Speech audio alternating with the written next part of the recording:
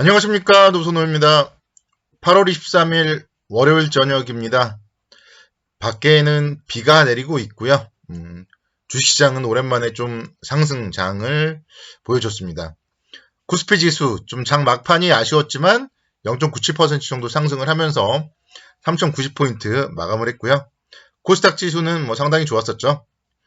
2.61% 상승을 하면서 993포인트까지 상승폭을 확대하는 모습을 보였습니다. 전반적으로 보면은 시장은 지난주와는 확연히 좀 다른 분위기였고요. 주말 미국 시장 상승 영향에 따라서 제가 어제 말씀드렸던 갭 상승이 아침부터 나와줬습니다.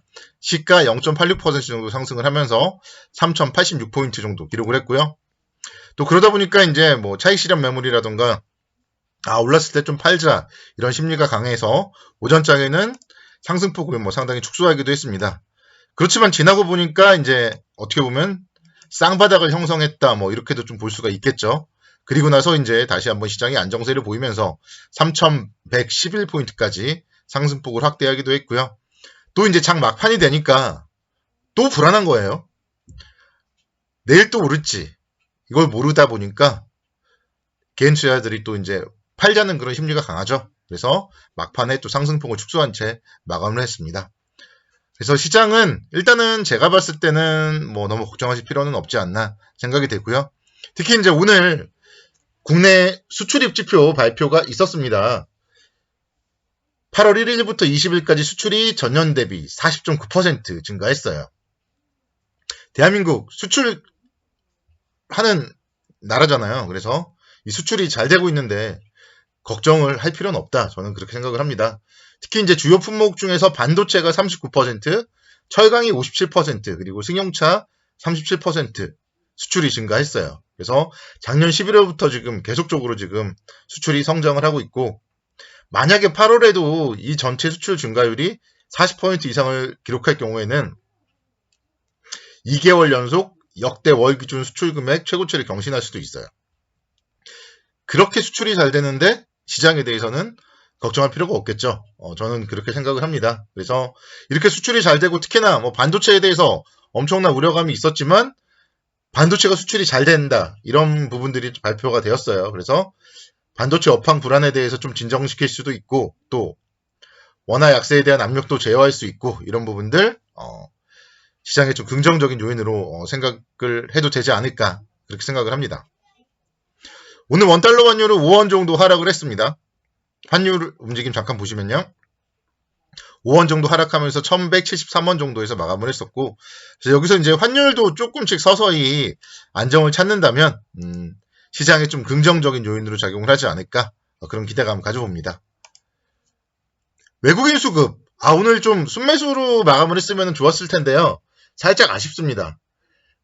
장중에는 계속 외국인들의 순매수 기조였거든요. 그래서 10거래일 만에 외국인들이 돌아왔다 이런 얘기를 할 수도 있었는데 결국은 소폭 순매도 279억 정도 순매도로 마감을 하면서 10거래일 연속 외국인들의 좀 매도 이렇게 좀 마감을 해서 아쉽습니다.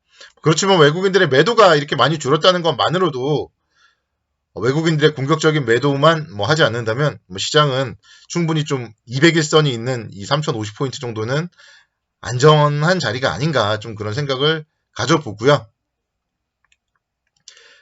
특히 이제 델타 변이 확산에 따라서 경기 둔화에 대한 우려감이 있어요. 근데 오히려 그게 또 시장에는 긍정적으로 영향을 미칠 수도 있을 것 같습니다.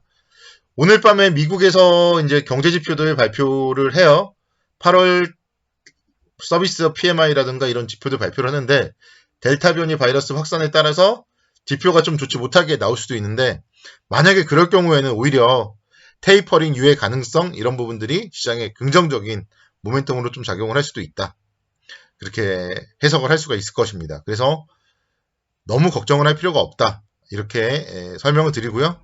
이번 주에 이제 미국의 잭슨홀 회의가 있고 한국의 금통위가 있는데 결국은 이런 이제 금융과 관련된 회의를 하다 보면은 각 국가가 어떻게 하면 잘 될지 이런 부분들에 대해서 논의를 하다 보니까 다 잘 되지 않을까 그런 생각이 듭니다. 걱정하지 말자 다시 한번 말씀드리고요. 그러니까 오늘도 사실은 이제 장 막판에 상승폭을 축소하는 게 걱정돼가지고 매도를 하기 때문에 상승폭이 축소되는 거거든요. 그리고요, 오늘 장이 끝나고 나서도 보면은 각 증권사들의 뭐 마감 시황 이런 거 살펴보면은 아직은 뭐 적극적으로 대응할 필요는 없다. 뭐 계속 지켜보자. 뭐 이런 식의 좀 이야기들이 많아요. 근데 지켜보다 보면은 늦는다고 제가 말씀드렸죠. 그래서 지금은 일단은 답은 나왔어요. 지난주 금요일 날 200일선 터치를 했고 오늘 이제 갭 상승이 나왔고 여러분들이 정말 작년 3월로 돌아가 보면요. 어떻게 보면은 비슷한 그림이 나올 수도 있을 것 같아요.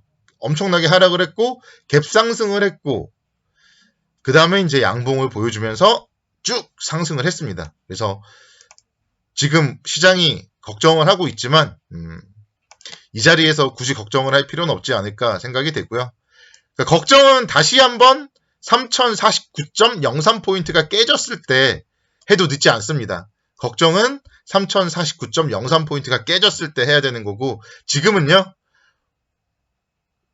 최소한 뭐 추가적인 좀 단기 반등은 노려도 좋지 않을까 그렇게 생각이 되고 대략적으로 지수적으로 보면은요. 한 3200포인트 정도 3200포인트 정도까지는 좀 노려보자 이렇게 말씀드릴게요.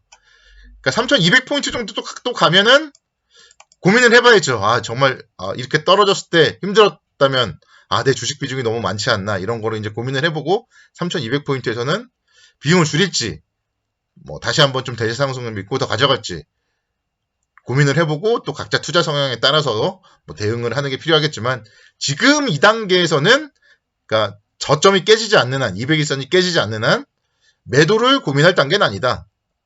특히 이제 오늘처럼 외국인들의 수급이라던가 이런 게 긍정적으로 나타난다면 더더군다나 분할 매수 관점으로 접근을 해야 된다. 이렇게 좀 설명을 드리도록 하겠습니다. 오늘 같은 경우는요. 자동차 관련주들이 상당히 좀 좋은 모습을 보였습니다. 특히 이제 현대모비스 같은 경우가 3%대 강세를 기록을 했는데요. 그 모빌리티 산업 전환에 따른 밸류에이션 재평가 기대감 이런 부분들이 자동차 업종에 좀 나타났다. 이렇게 말씀을 드릴 수 있겠습니다. 그런 가운데서 이제 현대모비스 같은 경우는 1조 원 규모의 수소 연료전지 생산시설 투자 결정 이런 부분들이 긍정적인 모멘텀으로 작용을 했고요.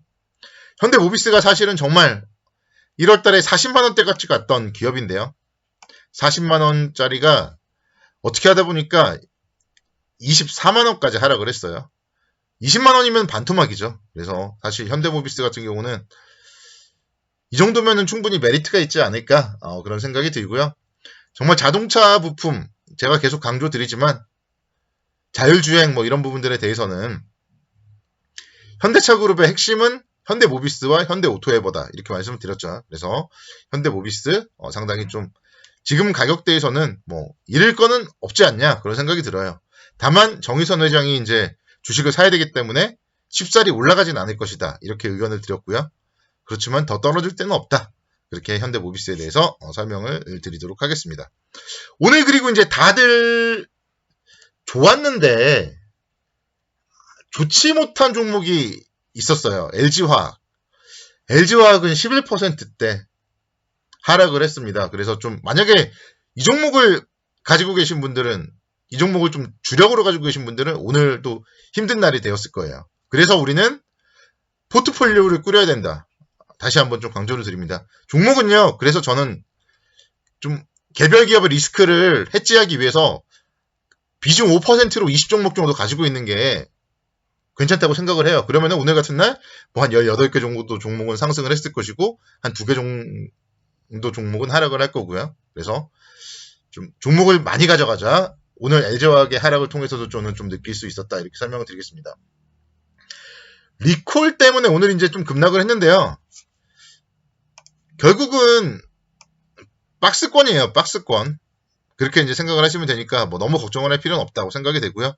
특히 이제 LG 같은 기업들은 더더군다나 걱정을 할 필요가 없죠. LG에 LG화학만 있는 건 아니잖아요. 잘 나가는 것도 있잖아요. 그래서 LG 같은 기업들이 이렇게 급락을 할 때는 좀 나중을 생각해서 뭐 관심 종목에 넣어두는 뭐 이런 전략도 필요하지 않나 그렇게 생각이 됩니다. 오늘 하루 수고 많으셨고요. 내일도 성공 투자를 기원하도록 하겠습니다. 감사합니다.